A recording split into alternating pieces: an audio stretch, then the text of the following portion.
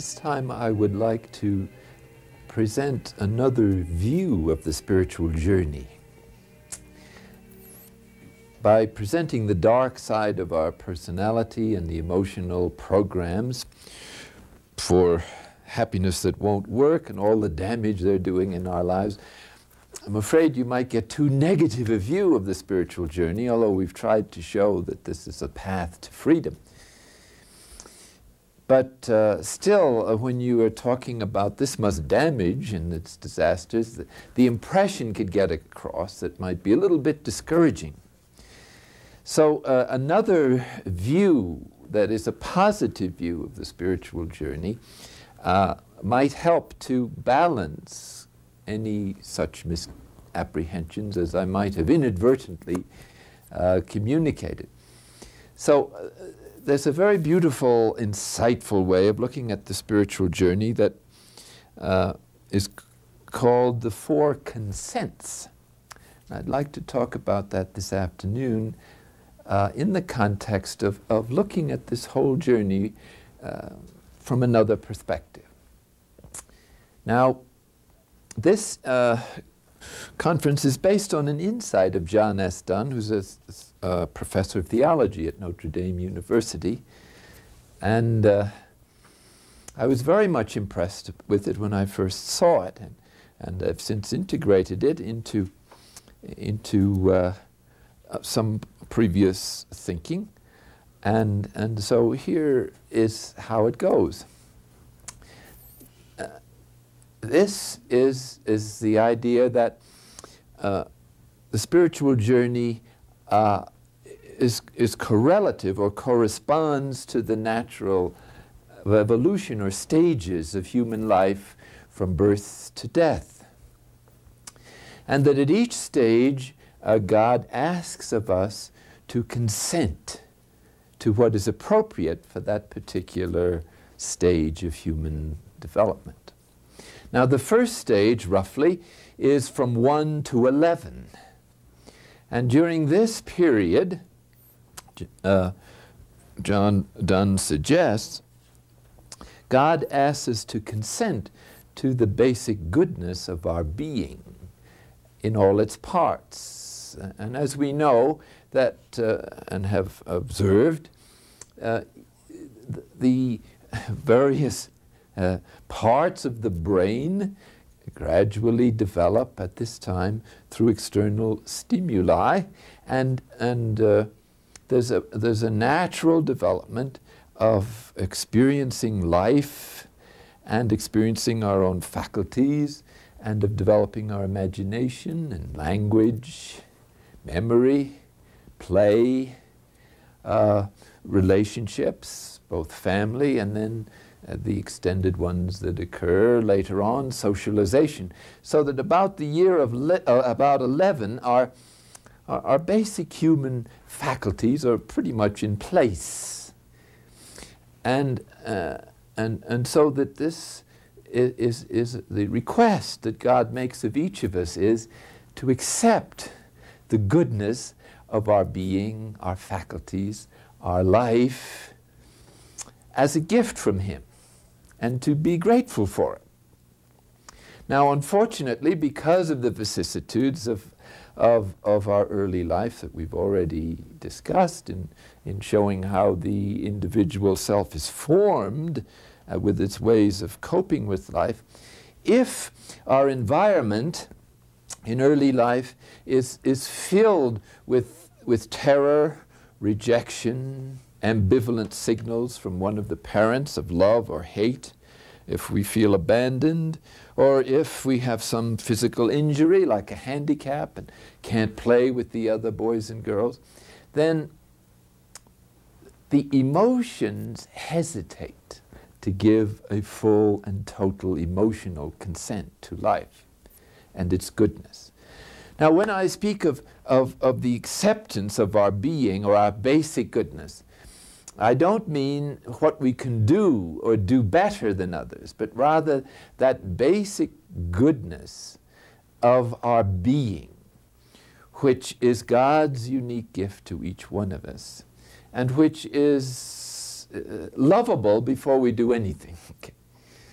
And this hesitation to consent emotionally is one of the reasons why we develop ways of trying to bolster up that hesitation and go on living, trying to find some kind of meaning or happiness when there are various holes in our heart, and we hesitate to, we're not quite sure, ambivalent about life. Now it's true that the biological need to survive gets us through these things, but I'm speaking of the emotional consent. We're not capable of a rational consent in the first 7 years at least. And so we then bring into the next stage this hesitation. And the next stage, he says, is from about 11 to 22 or something like that, in which we're invited to accept the full development of our being and our talents, our creative energies. In other words, our capacity to do and the goodness of that capacity. And so this is the period when the sexual energy arises with some force, but this is actually only the physical side of a much broader energy that emerges at that time of life, which is our creativity, our capacity to relate to other people, to emerge out of our isolated little worlds of a child and to begin to assume responsibility for ourselves, to think of our future life and so on. And so that first maybe 20 years or so of life is designed, you might say in general, to accept our being with all its capacities for doing. And this includes our capacity for transcendence, that is, our capacity to go on growing beyond biological growth, which is then finished, into spiritual growth and into divine union. Okay. Now, once again, if because of the vicissitudes of the human condition, this creative energy is repressed or oppressed, or the sexual energy is awakened perhaps too soon before the emotional life can handle that kind of experience, then there may be some distortion towards this wonderful energy that God has given to people as a manifestation of his own divine love. And so this means that this appreciation for this gift can be distorted and the relationships can be difficult. And once again, we may hesitate to give full consent to the goodness of all of our human potentialities. Well, along in young adulthood, another consent emerges. And this is the beginning of God's invitation to accept our non-being. That is to say, the diminutions of self, old age and physical death, illness, and physical death may now come into focus because at this point we may have friends or relatives who pass away, and this is always an invitation to consider our own death, or you may be in an accident or a near-death experience. And so we feel invited to face this situation in life. Now, most cultures try to avoid this as much as possible by creating various means of avoiding this thought or pretending that death doesn't exist. And when it happens, you cover it up as much as you can with whatever cosmetics are available.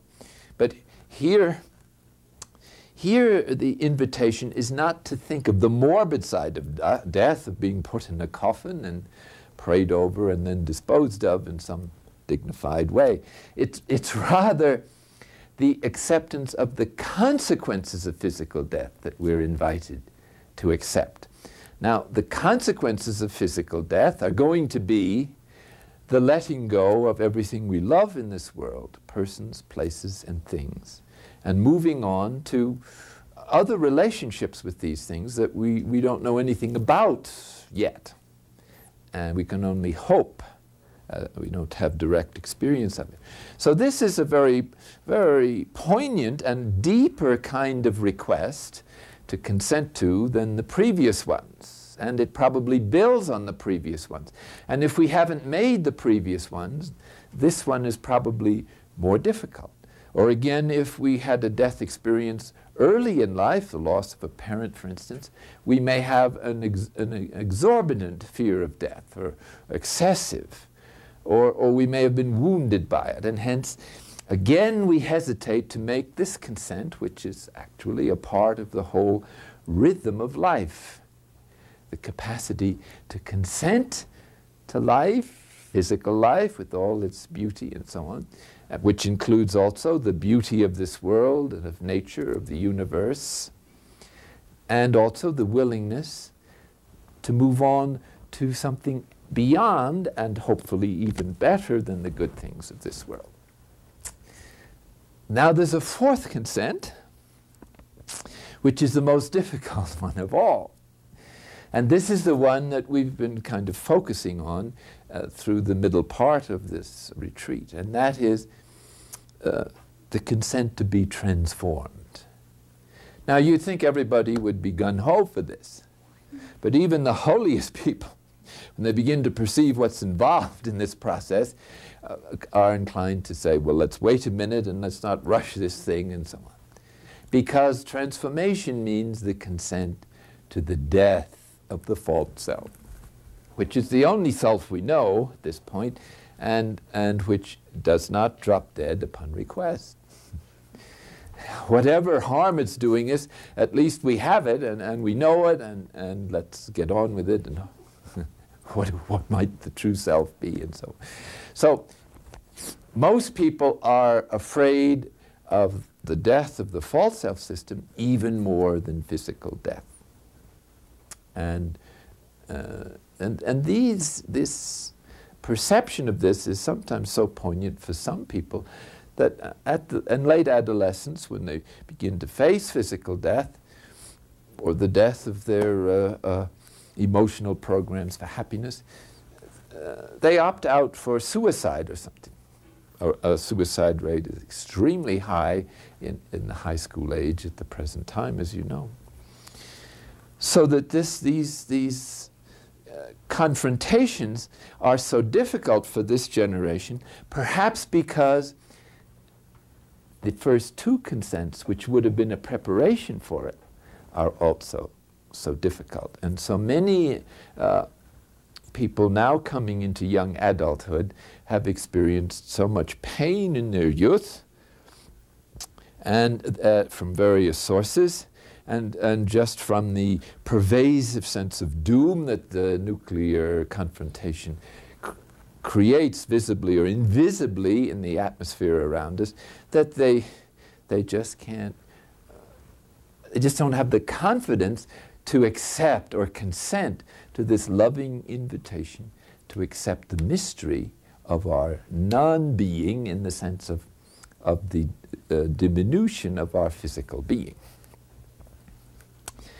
Now, these four consents are invitations really to love life and to appreciate the human vocation and the gift of being a member of the human family, and the gift of being offered a place in this marvelous universe with its beauty and potentialities. But this consent, of course, is not so much to the things themselves for their own sake. That would be idolatry, the love of things just for themselves. This is the problem with the energy centers, which want security, which want esteem and affection and power and control just for the sake of those things. As we know, there's nothing wrong with a reasonable amount of any one of those things. What the mistake is that because of the fixations of our emotions on these particular programs for happiness, we treat them as absolutes. In other words, instead of appreciating a reasonable amount of security because of the compulsiveness and the fantastic nature of our needs or demands, we try to milk from these limited goods an absolute happiness which they can't give, hence disappointment, frustration. It's like trying to milk a cow that's run dry. It just can't give you what it hasn't got. And partial goods can't give you the kind of unlimited happiness which is the way we were made. Hence, this gradual training in consent, beginning with what is most positive and easiest to make, is the school in which God brings us gently, step by step, to accept more and more of His plan, and then to move into the divine union that vastly transcends what any human eye or imagination can even grasp in the smallest degree of what He has in store for those who make these consents, who love Him. So what we're asked to consent to then is not the thing in itself to hang on to it, but rather to someone who is present in those things and who has given them to us. In other words, we consent to God and to His will in the enjoyment of these things and in the letting go of these things, because we're always invited to move forward into greater and greater levels of happiness. But each level requires something of a little death, a kind of preview of death of where we are. Thus the child has to be willing to die to being a child to become an adolescent. The adolescent, in the sense, dies to being an adolescent and to that world in order to enter into an adult. And most people don't object to that. In principle, in practice, we sometimes hang on to our childish world even as physiologically we move on into physical and more adult worlds. Thus, this is what really the chain of being means. That as we grow, we don't reject any state we've been through. We only leave behind the limitations and die to those as we grow into more human and higher states of consciousness. Thus, the beauty of a child's simplicity, innocence, its immediacy with reality, these are qualities we should maintain all through life.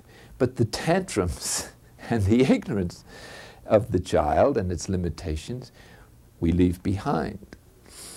Similarly, the spirit of adventure of the adolescent, its search for relationship and for personal identity and growth, these are values that we should keep all through life.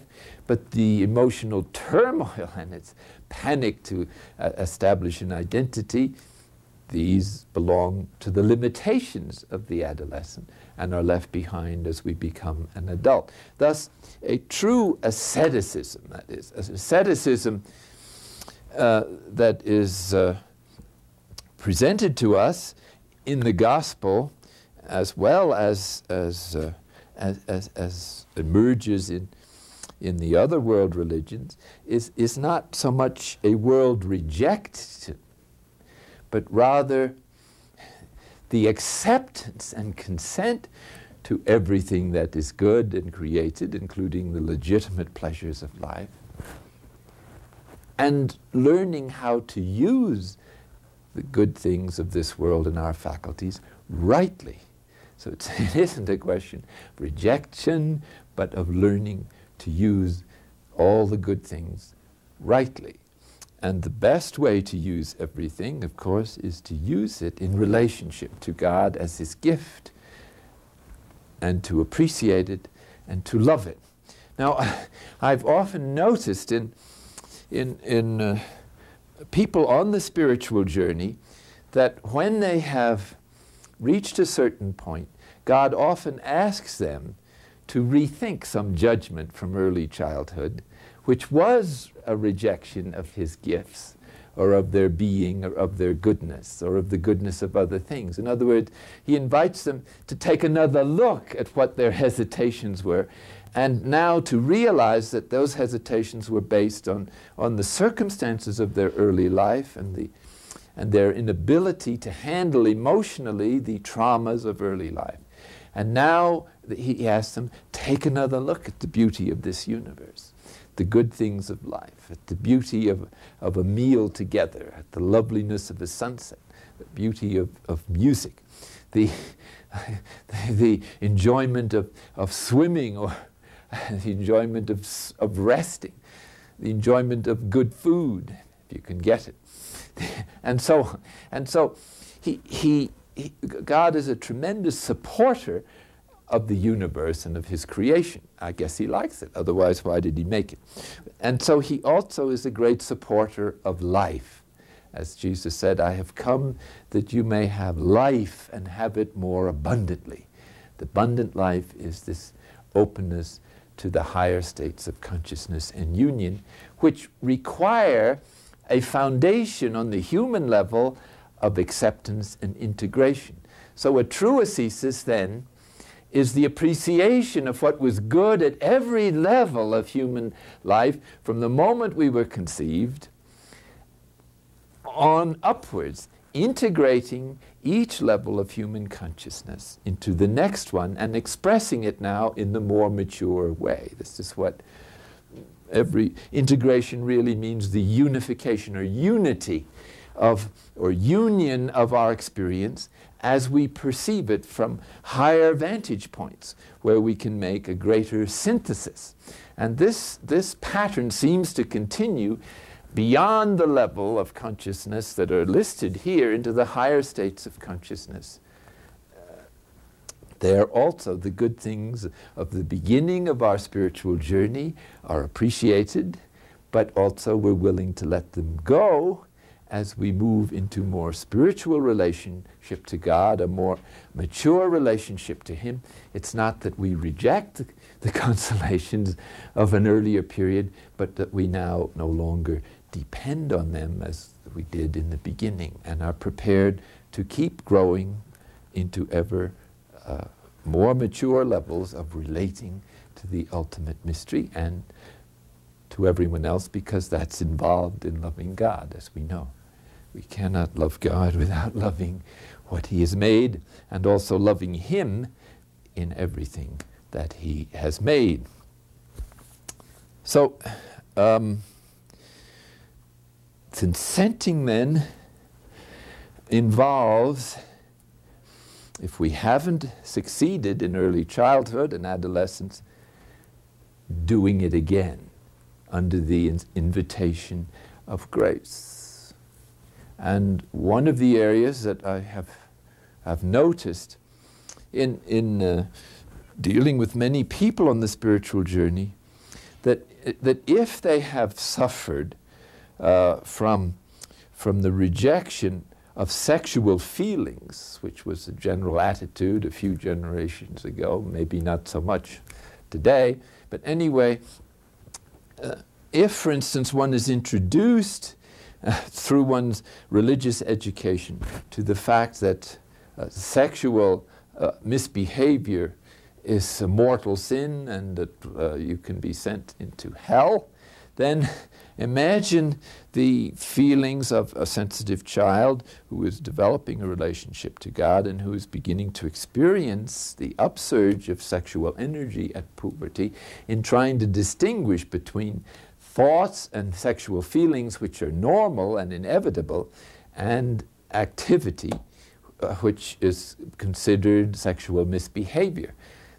What happens, or what did happen to many people, and it can happen in regard to any emotion or feeling that is regarded as dangerous, is that the emotion of fear can repress the feeling of pleasure into the unconscious, where of course it continues to function or to express itself surreptitiously in other forms of behavior, more or less exaggerated, but the energy remains. It's been repressed, so it becomes misplaced.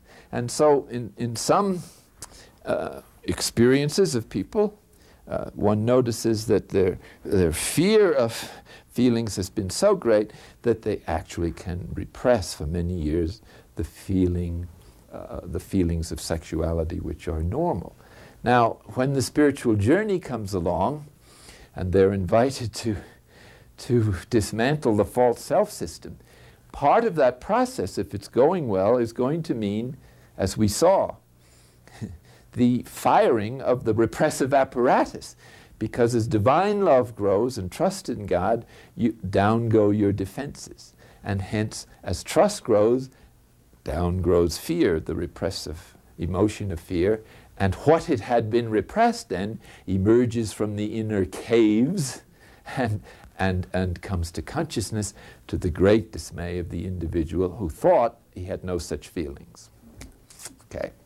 So God seems deliberately to allow this to happen because he is so determined that we integrate everything that is good in our nature and human development into the spiritual process. And this energy is essential to ultimately providing us with the energy to serve and love other people with affection and warmth, etc. Someone who is thoroughly repressed in that area or in any area tends to be repressed emotionally across the board. And that means their capacity to relate to others in such a way as to be inspiring or to be motivating or to be supportive or affirming becomes more and more difficult.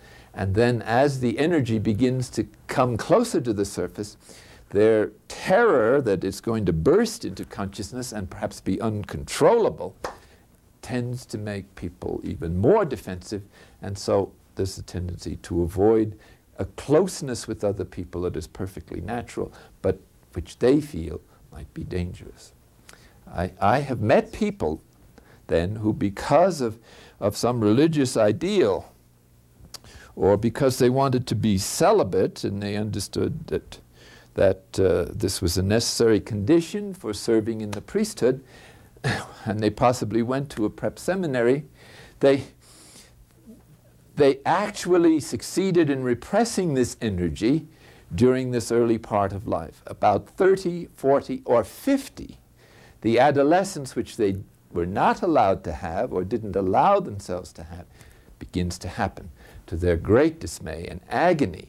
Now, with good therapy and spiritual direction, they could get through that incredible difficulty, because adolescence, when you're about 50, goes faster than when you're early. But this is what I think happened to a great many well-intentioned people when the sexual education in early life emphasized the fear of mortal sin as leading directly to the depths of hell forever. That's about the biggest sanction you can get for anything. Now, someone who's sensitive is not going to take a chance. And like that little boy who said, "I don't know," rather than take the chance of telling a lie because his nurse had said, "You're going to go to hell if you tell a lie." So this poor soul who thinks if he can't distinguish sexual feelings or thoughts at the age that he hears about this from action, he's terrified of having any feeling. It's safer to repress it and not to have any sexual feelings at all. This person is going to be truncated. He will not be able to relate normally to other people, and it's God's mercy that refuses to let him get away with it. And at some point, the sexual energy eventually presents itself. And now, with twice as much force as it would have had in adolescence, and it blows some people away. They feel, here I am, having served the Lord for 20 or 30 years, I'm no good at all, I can't control this energy, I'm not faithful to my commitments. Imagine the poignancy and the harrowing nature of that confrontation when they're afraid that they just can't observe something that they had promised for 20 or 30 years. Was it their fault? I'll leave you to answer that question. In any case, what I'm trying to say is to consent to God's world, to one's own goodness, to the goodness of others, and also to consent to the inevitable diminishing of one's physical powers and the letting go of what we love in this world, is the way God brings us gently to the final surrender in which we were willing to let the false self die and the true self emerge. And this can happen early in life, but if it doesn't, then the rhythm of life itself contributes to it, such as the midlife crisis, which no matter how successful you've been, professionally, otherwise, one begins to wonder whether one succeeded or accomplished anything anyway. So one experiences going downhill, going towards retirement, and illness begins to appear. Then we have old age, Alzheimer's, etc. So that the rhythm of life tends to nudge us into these consents if we haven't been able to face them by means of the spiritual journey itself. So there's more than one way I think God has of bringing us to this point, and what happens in the process of dying may be a marvelous way that God corrects all the mistakes we made during the rest of life and gives us the greatest chance we've ever had to choose to consent to the goodness of this universe, and especially the goodness that is His gift to us.